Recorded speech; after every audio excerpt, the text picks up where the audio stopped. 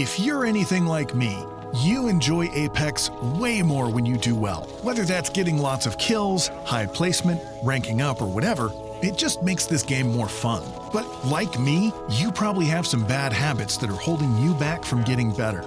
Because I know I do. So here are 5 bad habits that you need to break. Habit 1.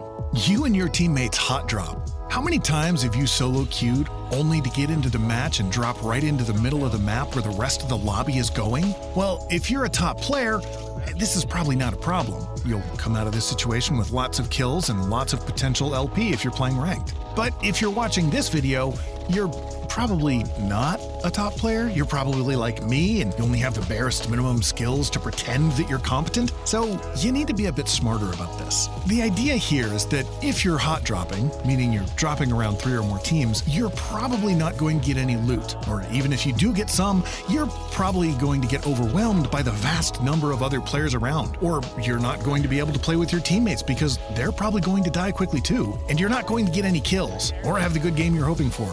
And if you're playing ranked, you're going to lose a bunch of LP since you're going to die before half the lobby is even gone. So why put yourself in that situation? Be smart. Set yourself up for success. The best way I've found to do this is to drop at POIs where you're more likely to survive the opening onslaught, which means this: somewhere you're comfortable. You know the lay of the land, where the best loot is, where other people like to drop. Maybe somewhere either far away from other teams if you're playing ranked and really only care about getting high placement, or somewhere that's close to where other teams drop, but not on top of them so that you can slow push the teams that hot dropped and are currently fighting.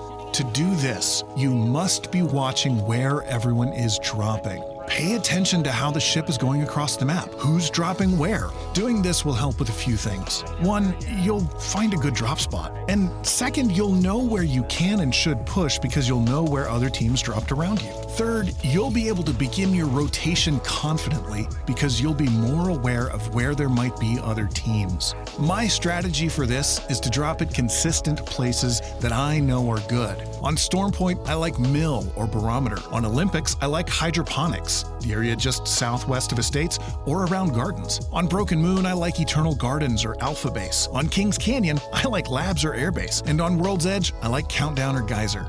These are just my favorite places. So even if you choose different places, that's great. Get to know those places. Get to know the rotations in and out of them, and then watch what other teams are doing. Last tip here, when I solo queue and am really trying to perform well, I always select my legend so that I have a greater chance of being the jump master. This way, I can get the game started in the way that I know I will succeed. Habit 2, kill everything. This is a mindset that is pervasive in FPS games, probably coming out of our time in Call of Duty or Halo. And it is this: I need to be involved in every gunfight and I need to have the most kills. But Apex is a battle royale, or it's mainly a battle royale. It does have mixtape modes, but that's not what I'm mainly talking about here. So while it is true that to win a game you need to be the last man standing, it doesn't mean that you need to be the one that kills everyone else. If your main goal here is to win games or to get ladder points to rank up, then you first need to survive to the end. This means that you need to think before you go Leroy Jenkins at the first sound of gunfire and put yourself into bad positions. Which brings us to our first thing to remember. Positioning takes priority over kills. You have to weigh the costs and benefit of every fight that you take. If you're taking fights off drop, then you might be the first team dead with no kills or damage. If you're taking fights mid-game that you don't need to, you might lose that fight and be back in the lobby early. If you jump into the middle of a fight before it's over, then you might be the team that gets team fired by the 2 teams that were fighting each other, which again, sends you back to the lobby early.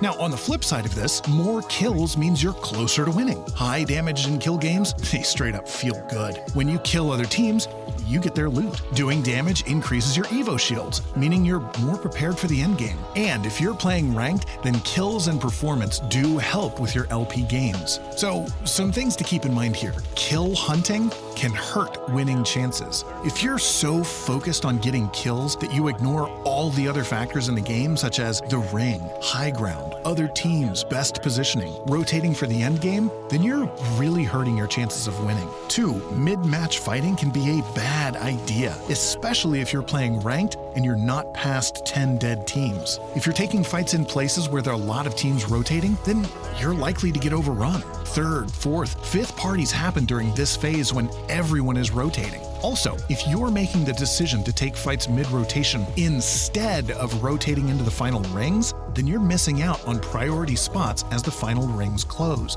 making it harder to win games. Most of the games that I win are not because I'm amazing. They're because I have the best spot and almost default to winning. Habit 3. You're using the wrong guns. Now, there are lots of guns in Apex, and all of them can be good. Well, most of them anyway. I'm looking at you, 2020. The problem isn't that you're using the wrong guns. It's actually that you're using too many different guns.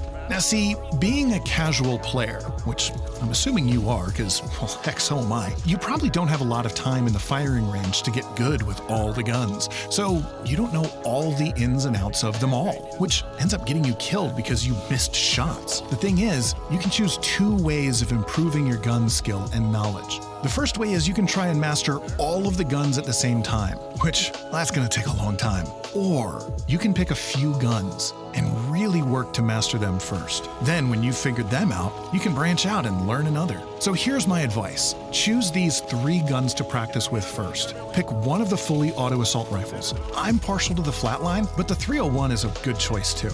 Pick one of the SMGs. Really, they're all good, so just pick one and go with it. The car might be the most flexible as it can take light or heavy ammo and mags, so that might be your best bet. And then choose one of either the marksman or sniper rifles. I personally like marksman guns. I don't know, snipers never work for me, but that's okay, you can choose one if you like. And for the marksman guns, I personally like the triple take as a first gun to master. It's a bit more forgiving because of the bullet spread, so you find that you'll actually do more damage, though ultimately it's not my favorite gun of the bunch. The next thing to do here is to talk to your teammates in-game and ask them to ping your guns. When you know what guns you're trying to run, it just makes it easier to find the guns you're looking for. After a bit of focused practice, you'll get to know these guns' recoil patterns, what they sound like, the time it takes to empty the various mags, and generally just how they feel. You'll start to feel more comfortable with them and find that you're able to hit some more shots. Then, as you get good with these guns, start branching out and utilizing other guns. Try shotguns.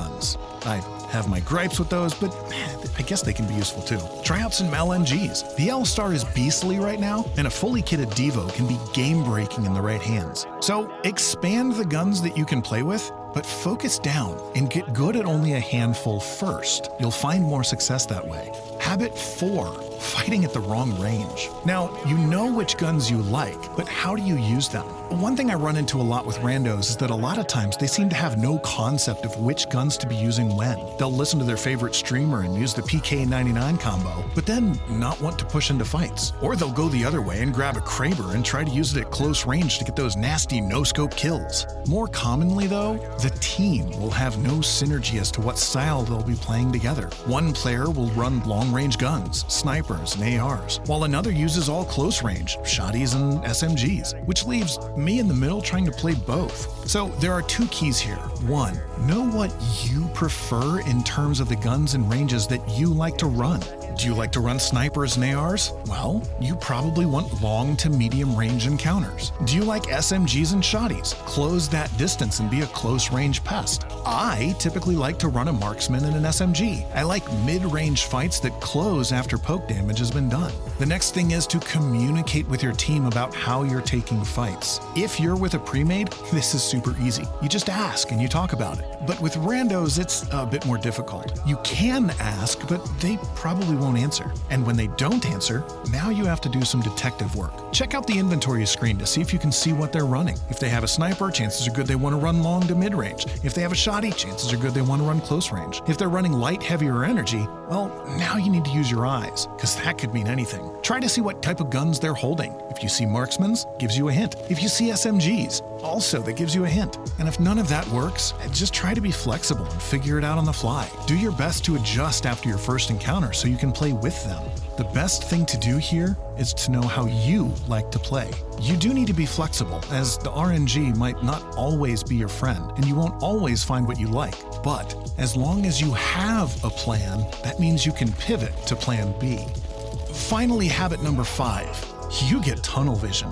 In the middle of a fight, it can be insanely hard to figure out what the best decision is. In my last video, we talked about how taking less damage is more important than doing more damage. And while this is true and you should focus on that, and go watch it if you haven't, it's so easy to get tunnel vision.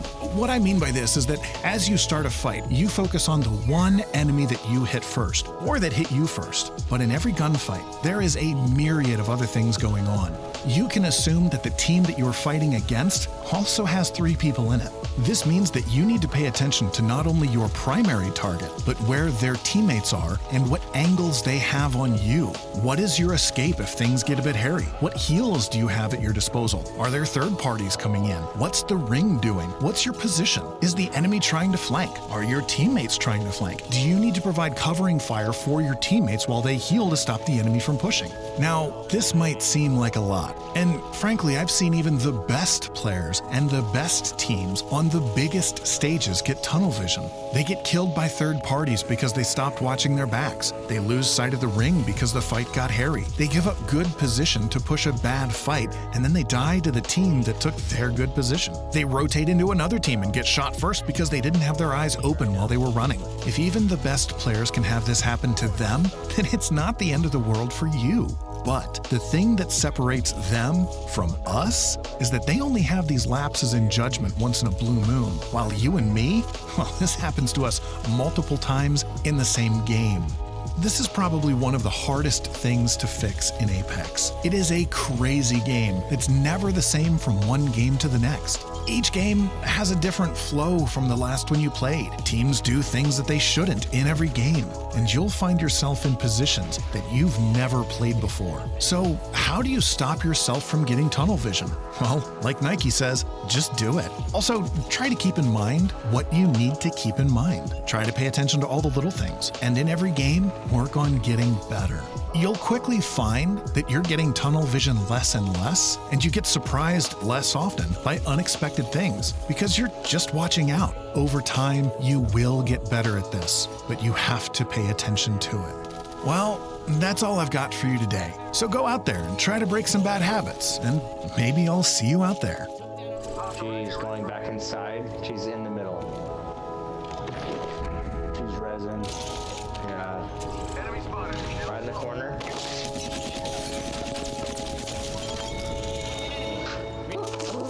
Looks like that was the I got you. You're good. Too young to decide.